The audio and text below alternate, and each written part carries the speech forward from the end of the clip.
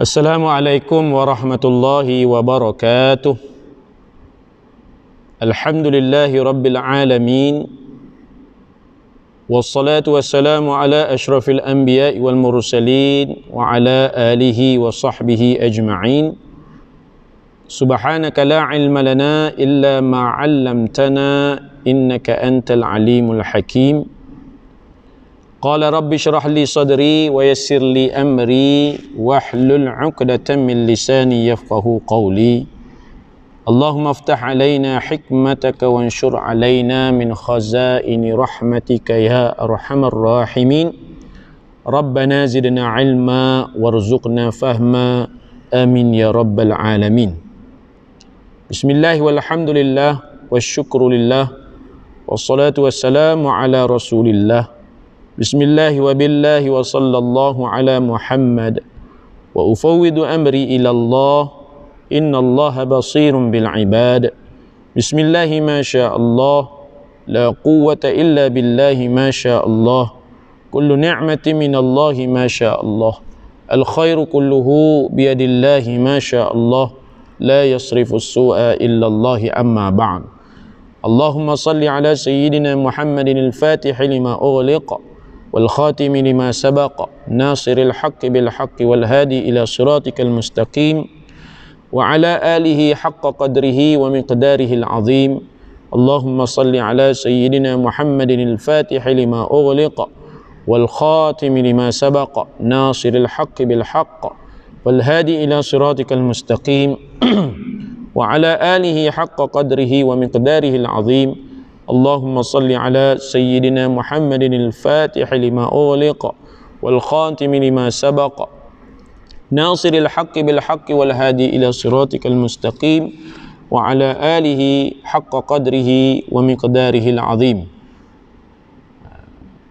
Sidang pendengar yang dirahmati dan diberkati serta dimuliakan Allah Subhanahu wa taala sekalian, alhamdulillah summa alhamdulillah, bersyukur kita ke hadratillahi subhanahu wa ta'ala di atas segala limpah kurnianya dan juga perkenannya kepada kita, maka dapat kita bertemu kembali dalam siri-siri perkongsian ilmiah kita pada kali ini, dan didoakan semoga semuanya diberikan kesihatan dan keafiatan yang sempurna oleh Allah Subhanahu wa taala.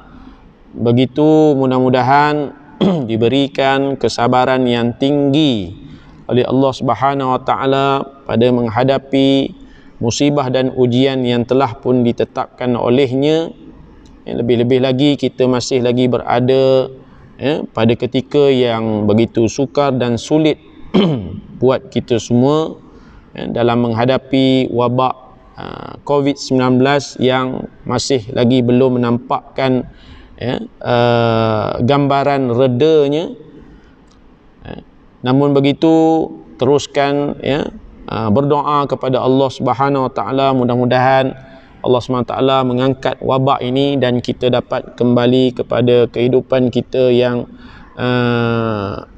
biasanya berlangsung sebelum daripada ini, dan semoga dengan itu kita dapat terus melaksanakan perintah Allah Subhanahu wa taala dengan baik, begitu dapat meninggalkan larangan Allah Subhanahu wa taala sepenuhnya. Bila mana Allah Subhanahu wa taala berkenan untuk mengangkat wabak ini pada satu ketika yang kita yakin dan pasti Allah tidak akan pernah menzalimi kita. Dan sesungguhnya kitalah yang senantiasa menzalimi diri kita, dan berakibat daripada itu maka Allah Subhanahu wa taala menjadikan kejadian-kejadian seumpama ini demi untuk kita mengingatinya dan kembali kepadanya. Mudah-mudahan kita dapat mengambil iktibar dan manfaat daripada ujian ini, dan seterusnya mudah-mudahan kita semua dapat mengambil manfaat daripada perkongsian yang bakal kita sampaikan pada kesempatan ini, yang mana pada perkongsian yang telah lalu, ya, kita telah membicarakan akan tajuk harta, ya, dan rujukan kita pada ketika membicarakan tajuk tersebut adalah pada juzuk yang kelima, Suratul Nisa ayat yang ke-29, ya. Jadi untuk perkongsian yang seterusnya ni, kita akan menjelajah kepada juzuk yang seterusnya, iaitu juzuk yang ke-6, di mana ayat yang kita nak bicarakan hari ini adalah ayat yang ke-147 dalam surah An-Nisa, juzuk yang ke-6. Ya, surah An-Nisa ni adalah surah yang keempat, dan perbincangan kita pada kali ini adalah berkaitan dengan tajuk harapan, ya. Ayat yang kita nak bincangkan ni adalah ada keterkaitannya dengan harapan, ya. Kalau dulu kita cerita tentang harta, untuk kesempatan ini kita cerita tentang harapan. Jadi sebagaimana kebiasaannya, kita akan sama-sama merujuk terlebih dahulu kepada ayat 147 surah An-Nisa, surah yang keempat, juzuk yang ke-6, ya. Juzuk yang ke-6, ataupun seingat saya ayat 147 ni masih duduk pada juzuk yang ke-5, ya. Sebab juzuk yang ke-6 itu tak lain tak bukan adalah juzuk yang dimulai dengan ayat la yuhibbullahul jahra bisu, ya. Jadi ayat 147 ni masih duduk, kalau tak silap lah, pada juzuk yang ke-5, ya, akhir juzuk yang ke-5.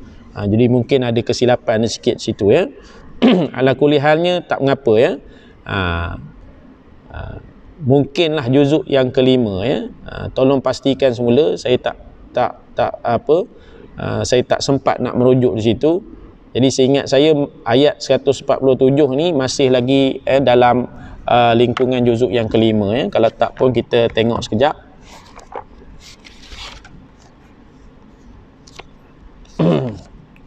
Surah An-Nisa, ya.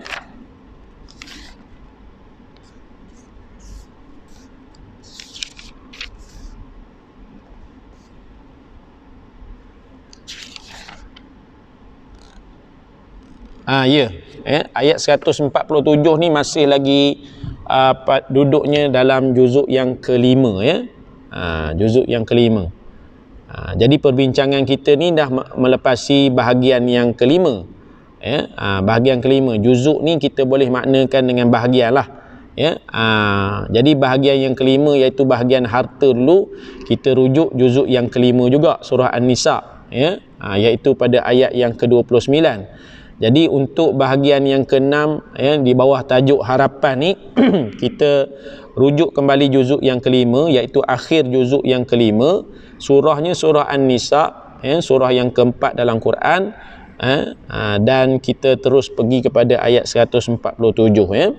Jadi pada ayat 147 ni, para pendengar yang dirahmati Allah Subhanahu Wa Taala sekalian, Allah Subhanahu Wa Taala berfirman, a'udzubillahi minasyaitonirrajim, bismillahirrahmanirrahim, ma yaf'alullahu bi'adzabikum in syakartum wa amantum wa kana Allahu syakiran alima.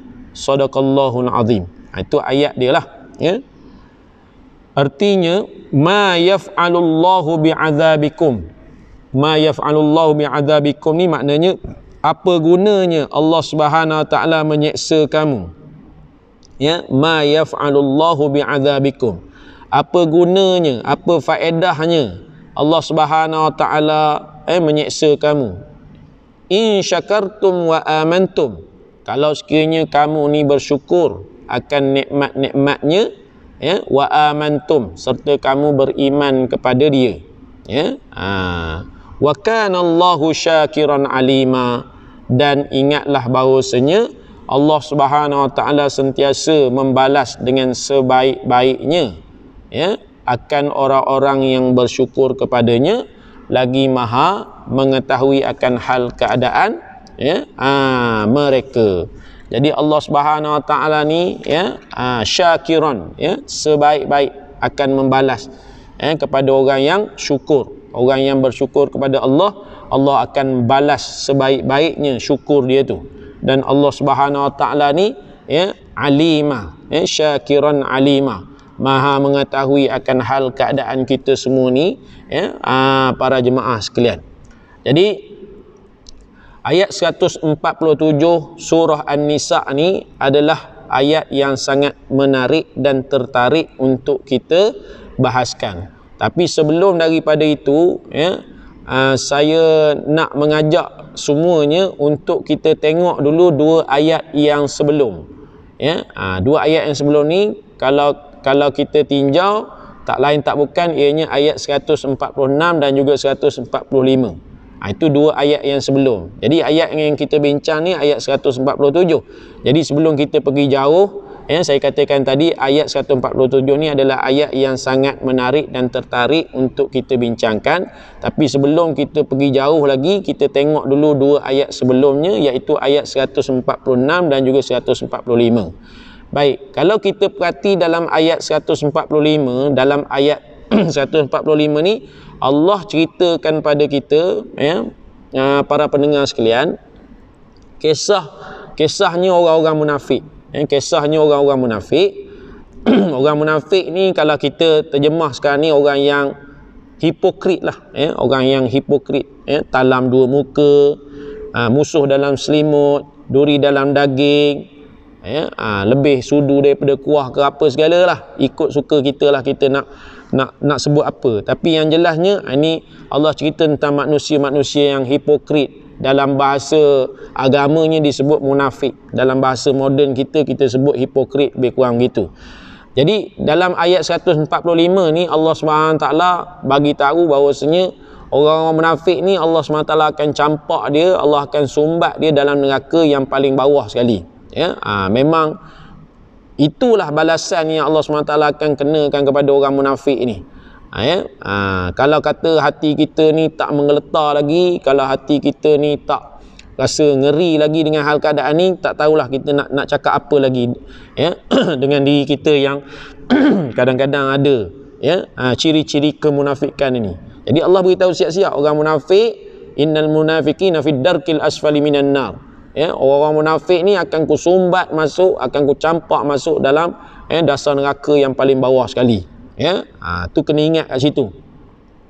Cumanya para jemaah, di sebalik ancaman Allah SWT kepada orang-orang munafik ini, yang mana Allah akan campakkan dia masuk dalam neraka yang paling bawah, sumbat dia dalam neraka yang paling bawah, kita tengok pula pada ayat 146, maka di situ Allah SWT sambung lagi cerita, di mana Allah SWT kata, ya,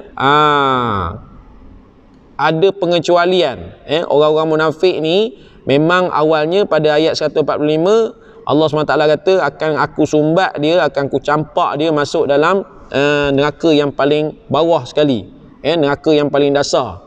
Cumanya pada ayat 146 ni kita dapati Allah SWT, ya, memberikan pengecualian kepada orang-orang munafik ni, di mana, ya, dia boleh lepas daripada masuk neraka yang paling bawah, ya, dia boleh mengelak daripada disumbat masuk ke dalam neraka tersebut kalau sekiranya, ya, geng-geng ni ataupun set-set ni, klik-klik ni bertaubat kepada dia, kepada Allah Subhanahu Wa Taala. Ya, maknanya kalau kita perhati dalam ayat yang 146 tu Allah ada sebut tu, ya, kecuali illa tu. Ya, jadi illa tu maksudnya kecuali. Jadi yang ni tugas kita lah untuk baca, kita perhati dulu. Sebab kita nak bincangkan tajuk harapan ni. Jadi kita kena perhatikan hak tu dulu. Ayat 145 Allah SWT ancam orang munafik ni dengan balasan dia begini. Tapi dalam pada masa sama Allah SWT ada bagi dia punya exception dia, pengecualian. Hak jenis kata orang munafik yang macam mana, hak yang kata tadi tak disumbat masuk, ataupun yang kata tadi yang tak dicampak masuk dalam neraka yang paling dasar ni, iaitu kelompok-kelompok munafik, kelompok hipokrit, kelompok talam dua muka, kelompok duri dalam daging, kelompok musuh dalam selimut yang bertaubat daripada, ya, hipokrit mereka, bertaubat daripada duri dalam daging mereka, musuh dalam selimut mereka, lebih kuah daripada sudu mereka tu, dia taubat, dia hilangkan kemunafikan pada diri dia tu, ya, yang kata bermuka-muka, yang tak menepati janji, yang kata tadi kalau bergaduh dia lebih-lebih, yang mengkhianati, itu semua dibuang, dia taubat, ya. Jadi kita lihat pada ayat 146 tu Allah SWT memberikan pengecualian, di mana kalau sekiranya orang-orang ni bertaubat, maka dia akan dapati Allah adalah Tuhan yang maha pemurah lagi maha penyayang pada mereka, ya. Jadi orang-orang yang kata hipokrit ni tadi, orang-orang yang munafik ni tadi, kalau kata dia dah taubat, Allah bukan sekadar menerima dia punya taubat tu, bahkan Allah SWT akan kumpulkan dia, kumpulkan dia dengan orang-orang yang beriman. Maknanya Allah SWT dah anggap orang-orang ni sebagai orang yang beriman juga. Jadi itu hebatnya Allah SWT. Itulah kepemurahan Allah SWT. Itulah pengasihnya Allah SWT. Ya, dan lepas pada tu Allah SWT tambah lagi satu nikmat pada mereka, ya. Maknanya Allah SWT punya kasih lah pada hamba dia ni, sama ada dia hipokrit ke apa segala, kalau nama taubat maka Allah akan kasih, Allah akan sayang pada dia, Allah akan menzahirkan kepemurahan dia. Maknanya Allah terima taubat dia dan Allah tambah satu lagi nikmat untuk mereka. Jadi nak tahu apa dia nikmat tu, maka Allah sebut Allah akan masukkan dia dalam syurga Allah Subhanahu Wa Taala, ya. Masya-Allah, kan. Maha suci maha suci Allah, ya. Hebatnya Allah Subhanahu Wa Taala ni. Jadi Allah Subhanahu Wa Taala untuk nak menyatakan hal ini, makna kata tadi dia terima taubat, ya. Dia terima taubat orang-orang yang hipokrit ni tadi, lantas diberi nikmat syurga pada mereka. Jadi Allah turunkan ayat 147 ni, ya, untuk kita fahamkan sungguh-sungguh, ya, bahawasanya adalah harapan untuk kita ni berbuat sesuatu supaya Allah SWT, ya, suka pada kita, redha pada kita, meskipun sebelum daripada tu memang Allah murka pada kita, memang Allah SWT tak suka pada kita, ya. Kita boleh kita boleh menjadikan diri kita ni, ya,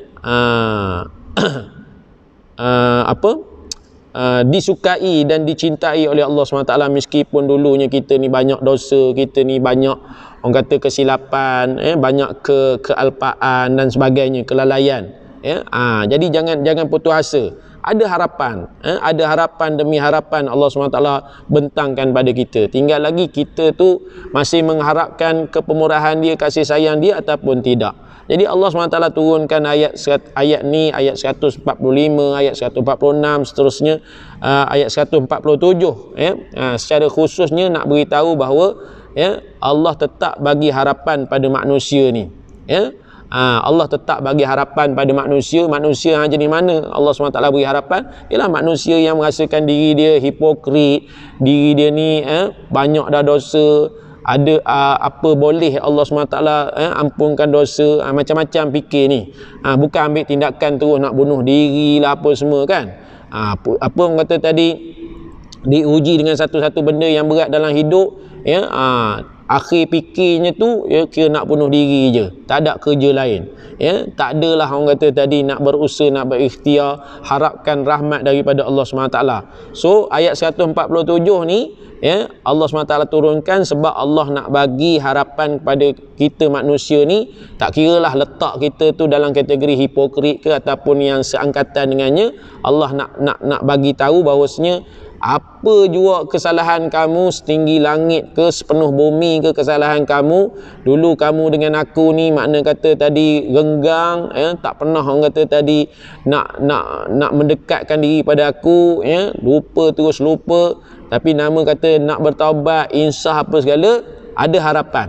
Ada harapan aku terima taubat engkau, ada harapan untuk engkau mendapat yang namanya syurga dan nikmatnya yang aku sediakan pada orang yang baik-baiknya. Jadi sekarang ni poinnya kita nak sebut, kita semua ada harapan, ya, para jemaah yang dirahmati Allah. Tak kira lah apa kita punya background sebelum pada ni, hipokrit ke, gangster ke, ya, palatau ke, apa segalalah, ya. Janji taubat pada Allah SWT, maka insya-Allah Allah terima taubat kita, dan Allah SWT masukkan kita dalam kelompok orang yang beriman. Seterusnya di akhirat kelak, dengan kita mengekali keimanan kita itu, mudah-mudahan kita semua dimasukkan oleh Allah SWT ke dalam syurga. Amin ya rabbal alamin. Jadi yang merasakan diri mereka hipokrit, macam saya, macam kita semua ni, ingat ada harapan yang Allah SWT berikan pada kita. Kadang-kala ada orang yang terlajak jauh daripada agama. Jadi orang yang terlajak jauh daripada agama ni, kadang-kadang dia sangka Allah SWT dah tak mau ampunkan dosa dia. Itu sangka dia, itu sangka buruk daripada Allah SWT.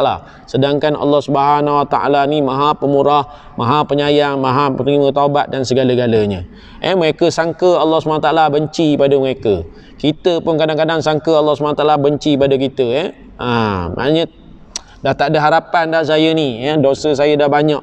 Boleh ke Allah Subhanahu Wa Taala ampunkan saya?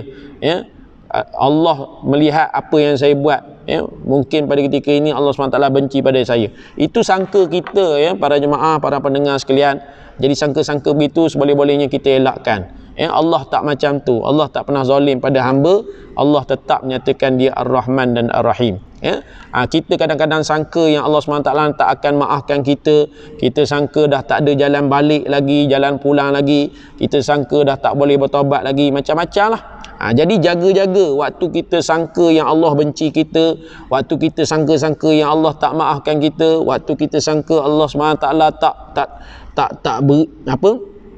takkan pernah menunjukkan kita jalan nak balik pada dia lagi dah, pasal dosa kita ni dah berlambak gitu gini, dan tak boleh nak kita sangka-sangka yang Allah SWT tak terima dah taubat kita ni. Maka jaga-jaga. Saya nak beritahu, kalau kita punya perangai, kita punya karakter perilaku kita sedemikian rupa, maka nanti setan pun akan datang, cucuk lagi, dia jack kita dengan macam-macam, sehingga pada ketika itulah kita semua ambil keputusan yang menyebabkan Allah murka pada kita buat selama-lamanya. Jadi setan pun akan cocok lagi. Setan kata memang Allah akan hukum kau, padan muka kau memang kena goreng lah dalam apa ni neraka besok.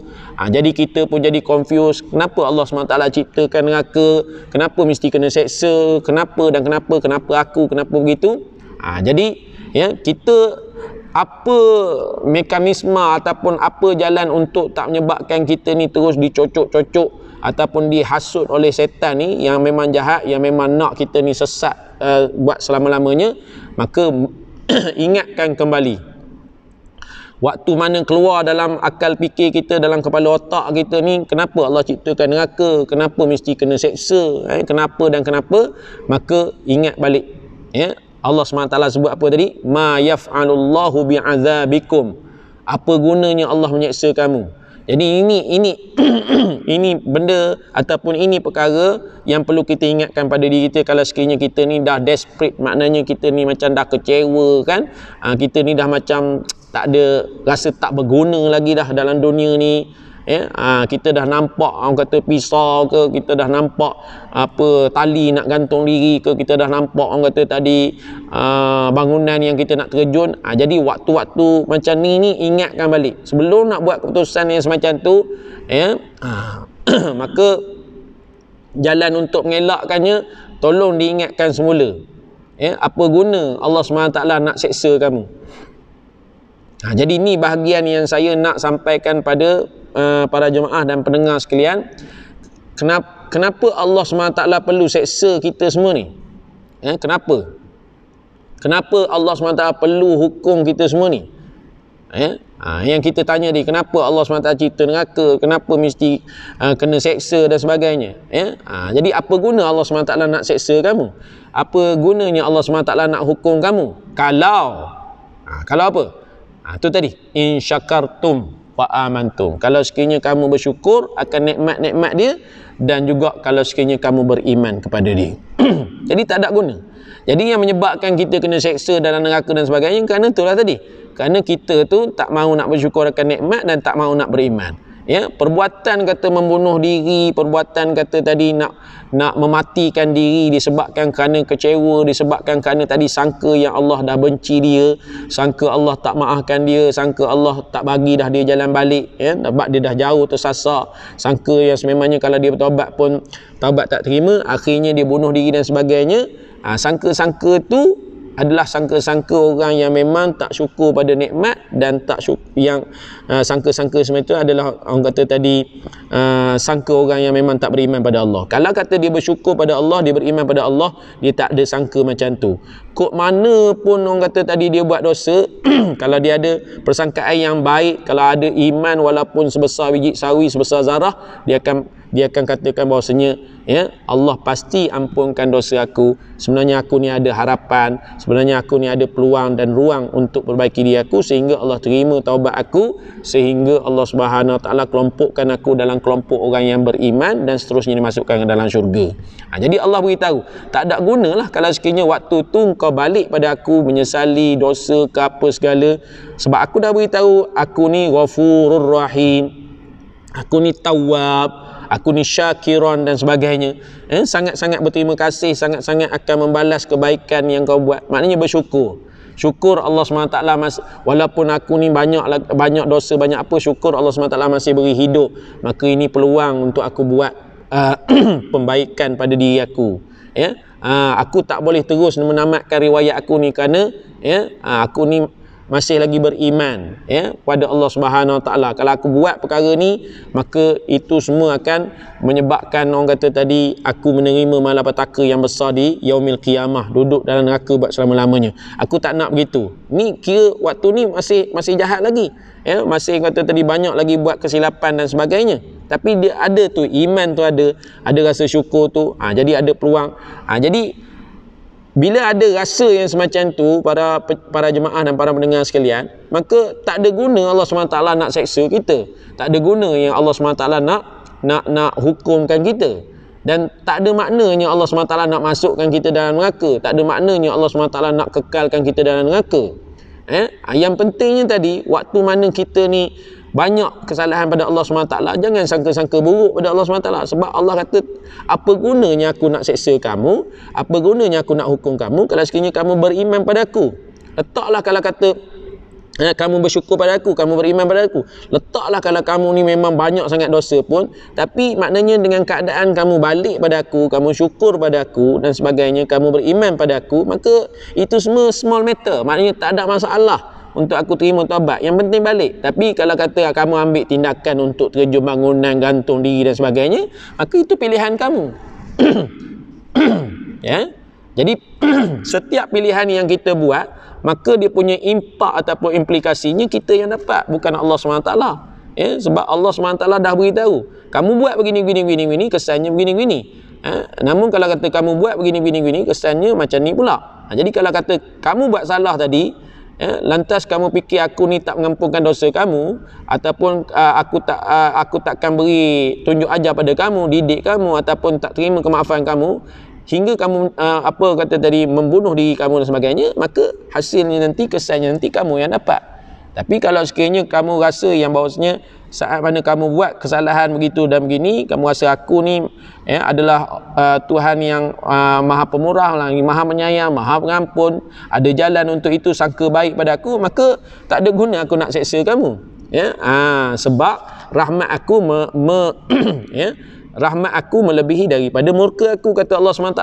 Tapi kamu pilih jalan yang aku murka, maka aku murka lah. Tapi kalau kamu pilih jalan yang kata aku suka, maka aku suka lah. Meskipun dulunya kita tu adalah orang-orang yang memang dalam kategori Allah SWT tak suka. Yang pentingnya kita balik pada dia, Allahu Rabbi.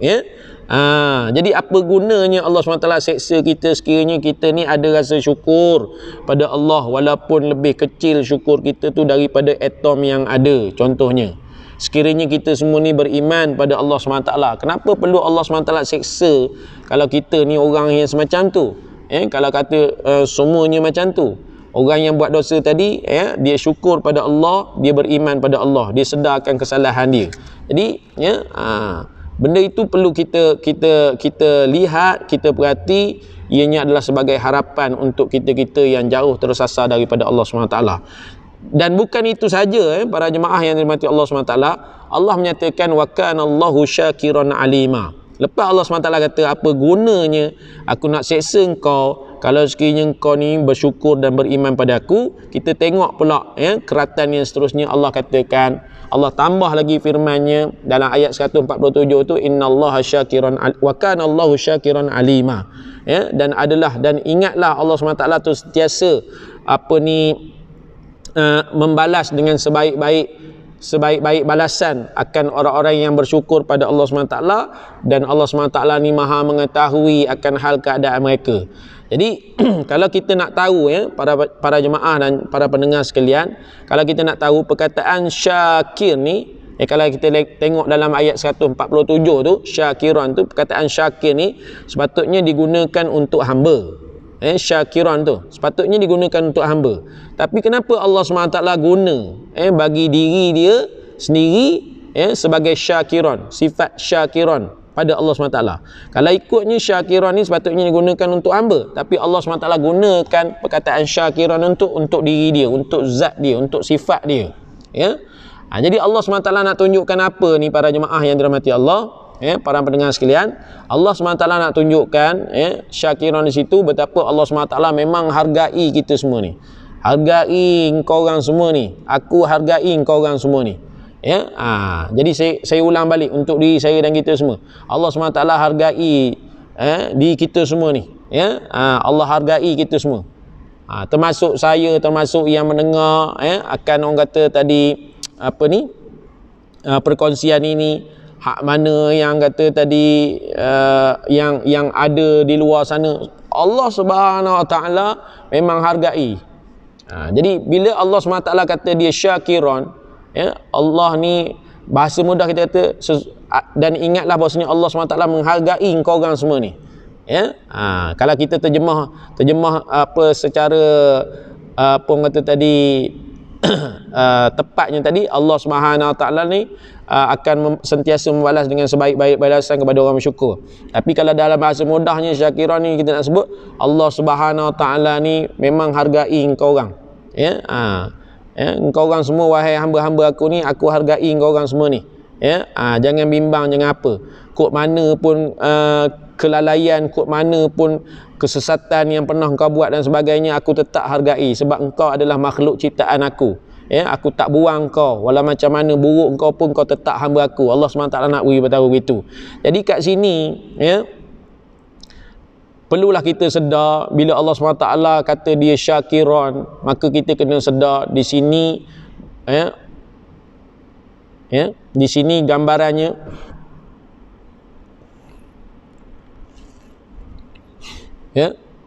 di sini gambarannya Allah Subhanahu Wa Taala tak pernah buang kita lah. Tak pernah buang kita. Memang tak pernah buang kita. Kita je rasa yang Allah SWT buang kita, tapi Allah SWT tak pernah buang kita. Jadi dengan faham itu, patutnya kita ni bersyukur lah. Patutnya kita ni bersyukur. Patut kita ni bersederhana lah, bersederhana lah. Janganlah orang kata tadi belagak tak tentu gaya. Janganlah sombong sangat, janganlah kita takbur sangat, janganlah orang kata besar diri sangat lah. Bersyukurlah pada Allah.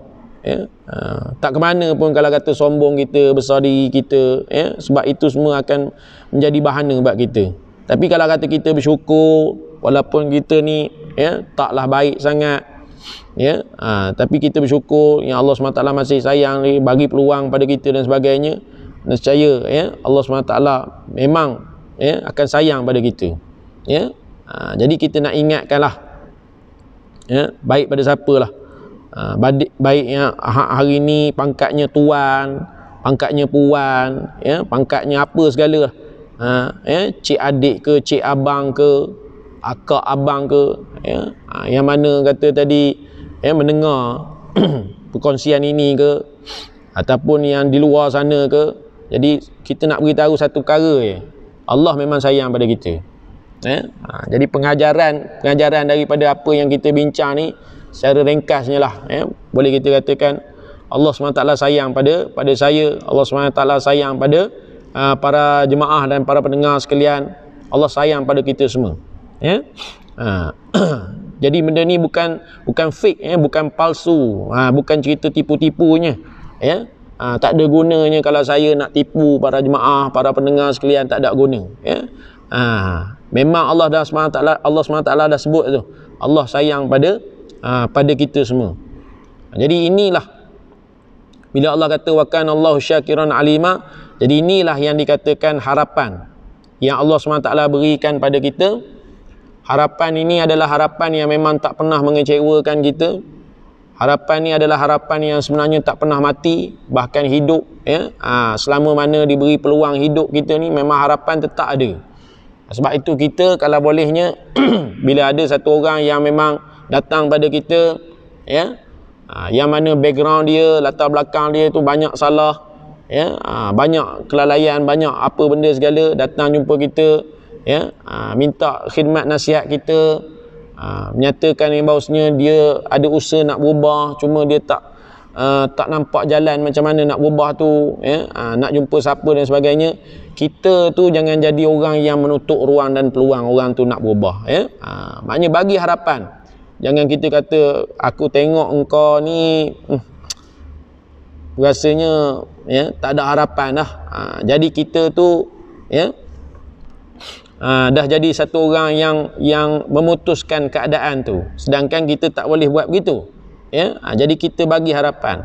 Allah SWT yang mencipta kita, Allah SWT yang memberikan nikmat pada kita, dia tetap bagi harapan, dan harapan tu tak pernah orang kata tadi mati, harapan tu tak hidup. Kenapa pula kita ni yang tak ada apa-apa, yang tak ada kuasa, tak ada kehendak, yang tak ada yang orang kata tadi prioriti, keutamaan untuk menyatakan tu, kita ambil tindakan untuk menyatakan bahawasanya engkau ni tak ada harapan, engkau ni tak ada peluang, tak ada ruang dah, memang neraka lah engkau ni. Jadi na'udzubillah min zalik, minta berlindunglah kita daripada jadi orang yang semacam itu. Sepatutnya kita kena bawakan berita gembira ni, harapan yang tak pernah mengecewakan ini, harapan yang tak pernah mati ini kepada orang-orang yang kata tadi nak berubah ni. Jadi harapan yang Allah SWT cuba nak highlightkan pada kita ni dalam surah An-Nisa ayat 147 ni, harapan yang tak pernah mati, harapan yang sentiasa hidup, harapan yang sentiasa memberi semangat dan motivasi untuk kita ni berubah, untuk kita ni melakukan pembaikan pada diri kita. Jadi kat sini Allah SWT cuma nak saya, Allah SWT cuma nak kita semua yang mendengar ni bersyukur je, walaupun sedikit. Lepas tu Allah SWT nakkan pada kita ni beriman kepada Allah dengan sungguh-sungguh, tu saja.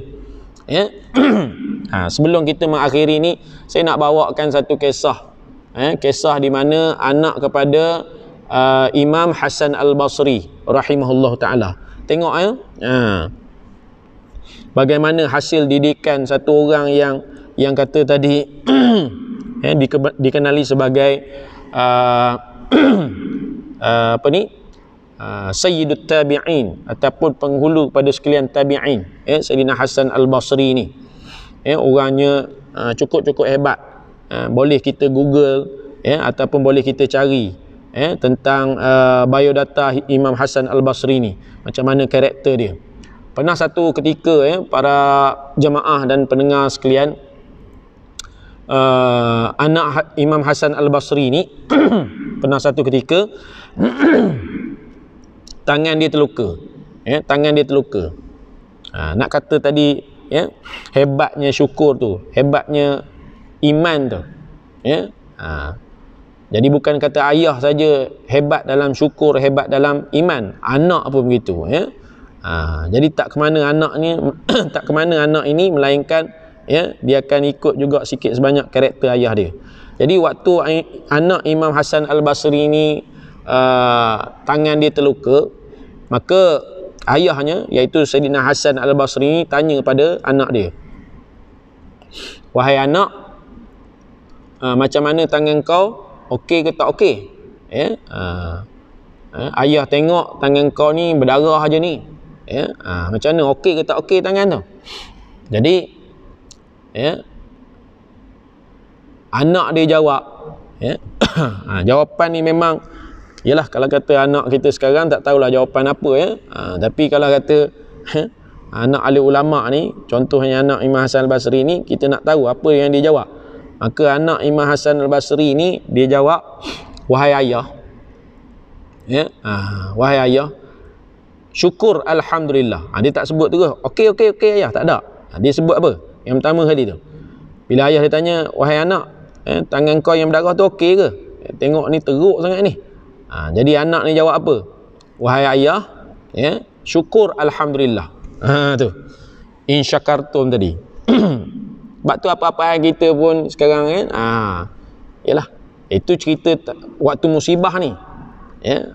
Apatah lagi waktu kita terima nikmat. Jadi ya, berangkat daripada perkara ni, waktu kita kena musibah macam ni kak, macam mana ni kamu?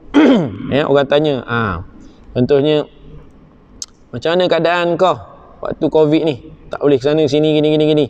Jadi ya, susah sana sini, ya, mungkin kerja pun tak berapa nak ada, contohnya orang tanya kita begitulah. Maka ya, untuk pastikan kita tadi memiliki yang namanya, untuk memastikan diri kita tu mendapat kelebihan di sisi Allah Subhanahu Wa Taala, dan untuk orang kata tadi mendapatkan harapan yang hebat di sisi Allah Subhanahu Wa Taala, maka letak dulu jawapan pertama kita, syukur alhamdulillah, ya. Syukur alhamdulillah, kita jawab gitu dulu, ya. Jangan kita ngomel macam-macam, ya. Susahlah, ginilah, ya, tahulah, macam ni lebih baik matilah, contoh. Jangan begitu, ya. Maka bila orang tanya hal keadaan kita di waktu sulit kita ni, kita tetap kata syukur alhamdulillah, ya. Terima kasih kepada Allah Subhanahu Wa Taala, ya. Kenapa? Ya. Jadi kita tengok jawapan anak Imam Hasan Al-Basri dulu, ya. Jadi kata, wahai ayah, syukur alhamdulillah, terima kasihlah pada Allah Subhanahu Wa Taala. Saya cukup berterima kasih kepada Allah Subhanahu Wa Taala kerana hanya, ya, membenarkan tangan saya saja yang terluka. Tangan saya saja yang terluka berdarah ni, Allah benarkan yang ni, sedangkan badan saya ni masih selamat. Allah, ya. Itu jawapan dia. Kata syukur alhamdulillah, ya. Allah SWT, saya sangat berterima kasih pada Allah SWT kerana diberi tangan saya je yang terluka, tapi badan saya hak lain selamat lagi, tangan je terluka. Jadi kalau kata kita ni nak menggapai harapan yang namanya syurga, nak menggapai hak namanya harapan ya Allah sayang pada kita, redha pada kita, dan seterusnya terima taubat kita saat mana kita ni banyak yang lupanya, banyak lalainya, maka itulah waktu kita kena musibah yang semacam ni, baik saya ke siapa je, bila orang tanya macam mana keadaan kamu ni waktu Covid ni, susah ke ataupun macam mana, jadi kita mulakan jawapan kita tu dengan menyatakan alhamdulillah, syukur alhamdulillah, saya sangat-sangat berterima kasih kepada Allah Subhanahu Wa Taala. Memang kalau nak cerita, susah hidup waktu ni, dengan orang kata tadi tak boleh nak ke mana,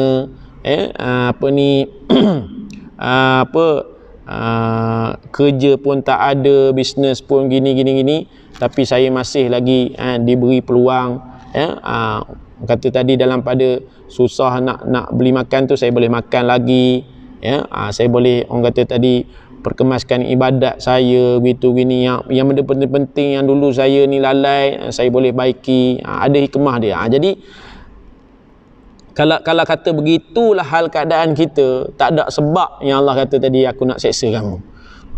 Tak ada sebab aku nak hukum kamu. Kamu tetap aku sayang, kamu tetap aku cinta.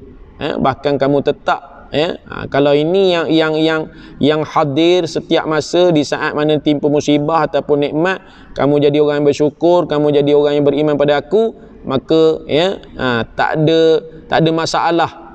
Tak ada alasan untuk aku tidak memasukkan kau dalam syurga dan sebagainya, dan aku hindarkan daripada kamu ni disumbat masuk, dicampak masuk dalam neraka. Jadi kita tu kena begitu, bersyukur dan bersederhana maksudnya. Sebut syukur alhamdulillah, dalam sesak-sesak gini pun makan okey lagi, ya. Duit pun alhamdulillah ada lagi. Cuma hak yang terlebih-lebih apa orang kata tadi, bagusnya waktu ni saya dapat mendekatkan diri saya dengan Allah, ya. Saya orang kata tadi sedar banyak benda yang dulunya saya miss, sekarang saya boleh ya grab benda tu. Dulu dengan anak-anak mungkin renggang, rapat, isteri ke apa segala. Jadi banyak benda lah yang saya nampak daripada musibah ni memberi kesan yang baik pada saya. Jadi orang yang macam ni, ya, kalau kata kita lah perangai macam tu waktu terkena musibah dan juga ujian ni, maka kita ni adalah orang yang Allah SWT kategorikan sebagai orang yang dia sayang, dia redha, dia cinta, dan dia akan bagi yang namanya orang kata tadi, ya, kelebihan-kelebihan pada orang tu. Jadi kita bersyukur ataupun tidak kerana kita ni masih lagi diberikan hidup waktu ni. Kita bersyukur ataupun tidak, ya, hari ni kita masih lagi dapat makan nasi goreng kampung, telur goyang ke, ataupun yang seangkatan dengan tu. Ya, dalam waktu kita sesak-sesak ni, makan pakai kita tetap kita beli juga mewah semacam, kadang-kadang tak nampak yang sesak tu di kedai-kedai mana pun, ya. Kalau kata waktu musim-musim Covid ni, kalau kata buka kedai, orang pun masih lagi boleh makan kedai, berangguk lagi di kedai, ya. Boleh lagi beli, kadang dalam waktu sesak ni, kereta pun boleh keluarkan lagi sebiji dua lagi. Jadi bersyukur ataupun tidak kita, ya. Ke kita rasa macam mana? Bersyukur ataupun tidak kita, hari ni kita dapat pergi lagi apa orang kata tadi, pada kuliah-kuliah, dengar kuliah dan sebagainya, ya. Walaupun memang kita tak dapat nak menatap muka guru-guru kita, tapi kita tetap boleh mengaji, boleh itu, boleh ini. Jadi apa yang nak disampaikan pada akhirnya ni ya, penting untuk kita bersyukur pada Allah ya. Jadi benda yang saya nak sampaikan ni adalah pentingnya kita bersyukur pada Allah dan beriman pada Allah SWT dengan cara bersungguh-sungguh. Dengan kita bersyukur kepada Allah SWT, dengan kita beriman sungguh-sungguh pada Allah SWT, nescaya Allah SWT akan hargai syakir. Allah SWT akan hargai kita semua, dan Allah SWT sayang pada kita semua. Dan kita ketahuilah, ya, dan sungguhnya ketahuilah bahawasanya Allah SWT, ya, tak berminat untuk nak seksa kita ataupun nak hukum kita. Itu pun kalau kata kita bersyukur dan beriman pada Allah.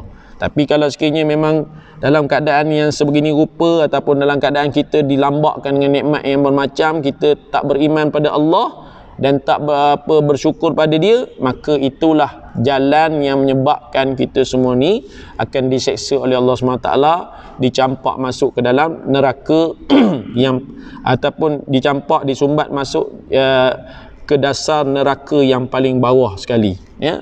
Jadi tepuk dada, tanya iman kita, ya. Jadi dalam situasi yang macam mana pun, poinnya jangan sampai kita hilang syukur pada Allah, dan jangan sampai orang kata luput iman kita kepada Allah Subhanahu wa taala. Wallahu taala alam. Jadi para jemaah, para pendengar yang dirahmati Allah SWT sekalian, saya rasa cukup sekadar itu yang dapat kita kongsikan pada kesempatan ini. InsyaAllah dalam siri-siri perkongsian kita yang seterusnya nanti, kita akan lihat pula tajuk-tajuk yang seterusnya yang ianya berlega sekitar kehidupan kita lah. Mudah-mudahan semua itu dapat kita jadikan iktibar untuk kita, sama-sama amal dan sampaikan kepada saudara-saudara kita, kawan-kawan kita, sahabat handai kita di luar sana yang mungkin tak berkesempatan untuk mendengar perkongsian-perkongsian ini. Kita sampaikan. Semoga itu semua jadi jariah buat kita di yaumil qiyamah, di yaumil mahsyar, insya-Allah. Amin ya rabbal alamin. Jadi sekadar itulah yang boleh kita bersama. Apa yang baik itu datang pada Allah, yang buruk juga datang pada Allah. Asbab daripada kelemahan diri saya sendiri, mohon ampun dan maaf. Kita tangguhkan majlis dengan baca tasbih kafarah, suratul Az, dan seterusnya kita berdoa mudah-mudahan majlis kita mendapat keberkatan di sisi Allah Subhanahu wa taala. Subhanakallahumma wa bihamdik Asyhadu an la ilaha illa anta astaghfiruka wa atubu ilaik. Bismillahirrahmanirrahim. Al-'asri innal insana lafi khusr illa alladhina amanu wa 'amilus solihat wa tawassaw bil haqq wa tawassaw bis sabr. Bismillahirrahmanirrahim. Alhamdulillahi rabbil alamin. Wassalatu wassalamu ala asyrafil anbiya'i wal mursalin wa ala alihi wa sahbihi ajma'in. Allahumma iftah lana qulubana fi talabil ilmi warzuqna al-ikhlasa fihi wal 'amala bihi wan nashra bihi hatta ya'tiyana al-yaqin. Wa sallallahu ala sayyidina Muhammad wa ala alihi wa sahbihi wasallam. Walhamdulillahi rabbil alamin. Terlebih dan kurang mohon ampun dan maaf. Assalamualaikum warahmatullahi wabarakatuh.